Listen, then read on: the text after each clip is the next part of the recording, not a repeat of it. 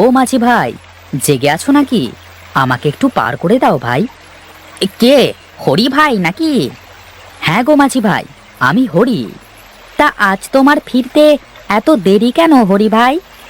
সে কথা আর বলো না গো মাঝি ভাই। আজ গঞ্জের হাটে গিয়েছিলাম আনাজ বিক্রি করতে। মহাজন বেটা টাকা দিতে অনেক দেরি করে ফেলেছেন। টাকা নিয়ে বাজার করতে আসতে অনেক দেরি হয়ে গেছে। গাড়িও পেলাম না এত রাতে, তাই হেঁটেই আসতে আরো অনেক দেরি হয়ে গেল। ঠিক আছে ভাই, নৌকাতে ওঠো, আমি তোমাকে পার করে দিই।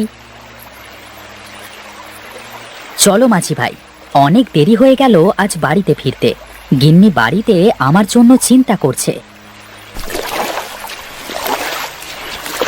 বুঝলে হরি ভাই, একদিক থেকে আমি বেঁচে গেছি বুঝলে। আমার জন্য চিন্তা করবে এমন মানুষ নেই। তোমারও একদিন চিন্তা করবার মানুষ হবে দেখো। নাও, এখন একটা গান ধরো দেখি। তোমার মুখের গান শুনলে সব ক্লান্তি দূর হয়ে যায়। মাঝি বাইয়া যাও রে অকুল দরিয়ার মাঝে, আমার ভাঙা নাও রে, আমার ভাঙা নাও।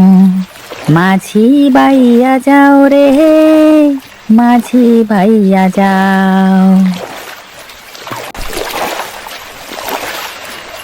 পাড়ে এসে পড়েছি দাদা। যাও, তাড়াতাড়ি বাড়িতে চলে যাও। এই নাও ভাই টাকা।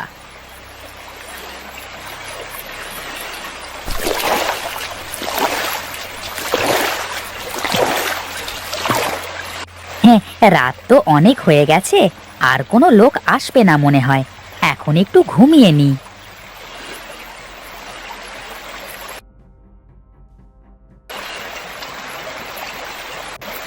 মাঝি ভাই, ও মাঝি ভাই, জেগে আছো? আমাকে একটু ওই পারে নিয়ে যাবে? এত রাতে কে আসলো আবার? কে ভাই তুমি? তোমাকে তো এই গায়ে আগে কোনোদিন দেখিনি। আমি এক মুসাফির, আমার নির্দিষ্ট কোনো ঠিকানা নেই। আমাকে একটু পার করে দেবে ভাই? কেন নিয়ে যাব না? আমার কাজই তো মানুষকে নদী পার করে দেওয়া। ওঠো, তোমাকে পার করে দিই।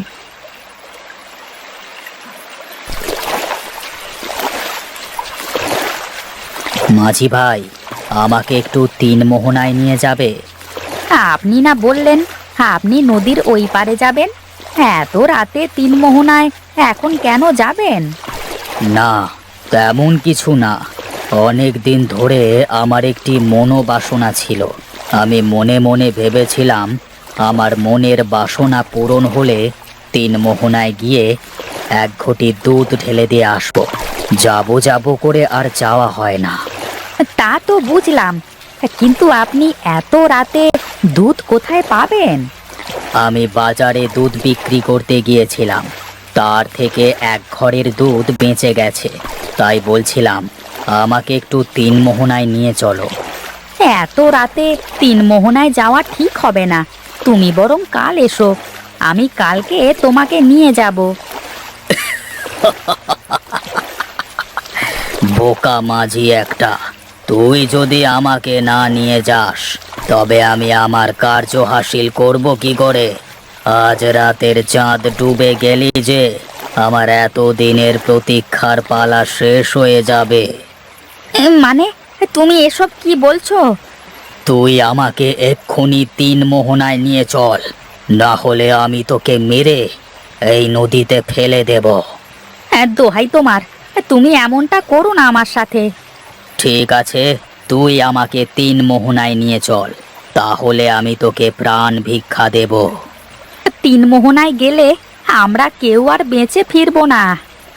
আর তুই আমাকে না নিয়ে গেলে তুইও বাঁচতে পারবি না। মরবার যখন এতই শখ হয়েছে তোমার, তখন চলো।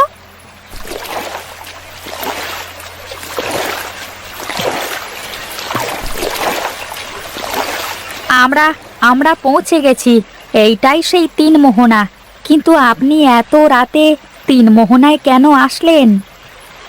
এই পূর্ণিমার আলোয় তিন মোহনাতে সোনার মাছ পাওয়া যায়, আমি সেগুলো নিতে এসেছি। দোহাই আপনার, এমনটা করবেন না। এমন করলে ঘোর অনর্থ হয়ে যাবে। এই মাছগুলো জলদেবীর মাছ। প্রতি বছর পূর্ণিমাতে এরা চাঁদের আলোয় এসে আয়ু বৃদ্ধি করে। এই মাছে হাত দিলে অনর্থ হয়ে যাবে। দেখি তোর জলদেবী আমার কি অনর্থ করে।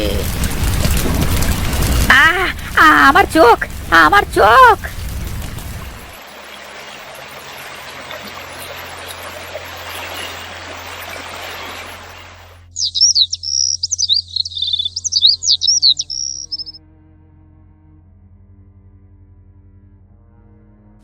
আরে, আমার চোখে কি হয়েছে? আমি কিছুই দেখতে পাচ্ছি না কেন? তবে কি আমি অন্ধ হয়ে গেলাম? কেউ আছেন আশেপাশে? কেউ আছেন? কে রে বাবা, তুই তুই এখানে কি করে এলি? আমি আমি কিছুই জানি না। আমার শুধু এইটুকু মনে আছে, কাল রাতে একটা লোক আমাকে জোর করে তিন মোহনায় নিয়ে গিয়েছিল। আর এখন আমি কিছুই দেখতে পাচ্ছি না। আমি অন্ধ হয়ে গেছি। কাল তো পূর্ণিমা ছিল। পূর্ণিমার রাতে কেউ তিন মোহনায় যায়? তুই চিন্তা করিস না বাবা, আমি তোর চোখের জ্যোতি ফিরিয়ে আনতে সাহায্য করব। তুমি সত্যি বলছো বুড়িমা? তুমি পারবে আমার চোখকে ঠিক করে দিতে? হ্যাঁ পারবো রে, নিশ্চয়ই পারবো। তুই এখন সোজা বরাবর উঠে চলে আয় দেখি আমার কাছে।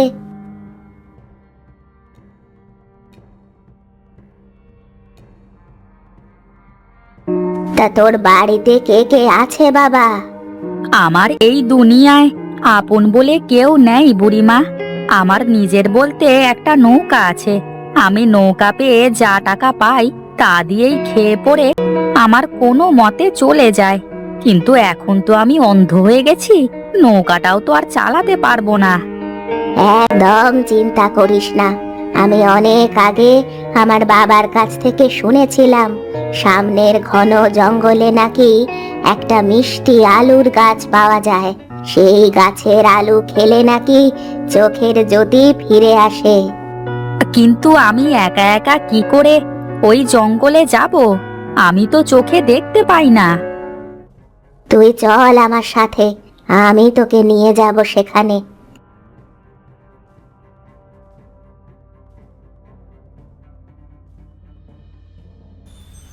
বুড়িমা, অনেকক্ষণ ধরে তো হাঁটছি, আর কত দূরে যেতে হবে?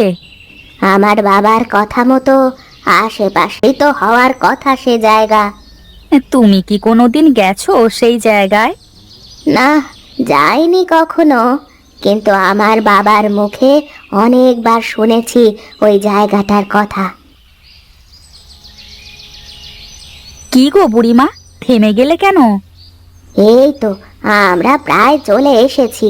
সামনে একটা গুহা দেখা যাচ্ছে। ওই গুহার মধ্যে গেলেই সেই মিষ্টি আলুর গাছ পাওয়া যাবে। তবে চলো, গুহার ভেতরে চলো।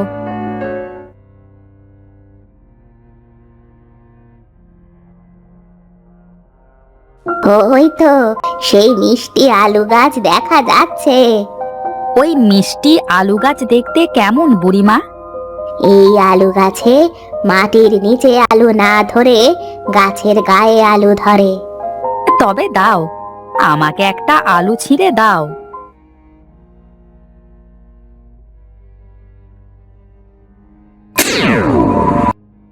তোমাকে অনেক ধন্যবাদ বুড়িমা। আমি এখন সব দেখতে পাচ্ছি। আমি যে কি করে তোমাকে ধন্যবাদ দেব, আমি সারা জীবন তোমার কাছে কৃতজ্ঞ থাকব। তুই আমার একটা কাজ করে দিবি বাবা? হ্যাঁ বুড়িমা, বলো, নিশ্চয়ই দেব। আমার তিন মোহনা দেখার খুব শখ। আমাকে তুই তিন মোহনায় নিয়ে যাবি? তুমি আমার চোখের জ্যোতি ফিরিয়ে দিয়েছো, আমি অবশ্যই তোমাকে তিন মোহনায় নিয়ে যাব। চলো আমার সাথে।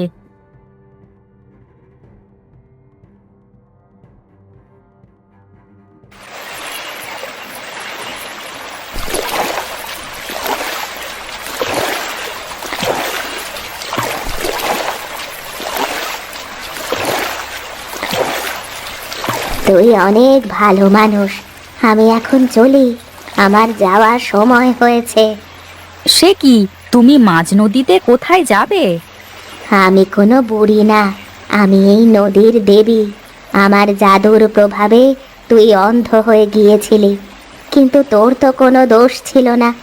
আমার ভুলের কারণে তুই অন্ধ হয়ে গেছিলি, তাই আমি বুড়ির রূপ ধরে তোর চোখের জ্যোতি ফিরিয়ে দিয়েছি। মানে তুমি এসব কি বলছো বুড়িমা? আমি তো কিছুই বুঝতে পারছি না। মজা করো না বুড়িমা। তার মানে সত্যি তুমি নদীর দেবী? আমাকে ক্ষমা করো দেবীমা, আমি না বুঝে তোমাকে সন্দেহ করেছি। আমি জানি তুই অনেক ভালো মানুষ। বল, তোর কি চাই? আমার তেমন কোনো কিছুই চাওয়ার নেই দেবীমা। আজ থেকে তোর আর কোনো কিছুর অভাব থাকবে না। তুই এই নদীটাতে আমার নাম স্মরণ করে জাল ফেললে তোর জাল মাছে ভরে যাবে। সেই মাছ বিক্রি করে তোর সব অভাব দূর হয়ে যাবে। এই জন্যই বলে বিধাতা যা করে মঙ্গলের জন্যই করে।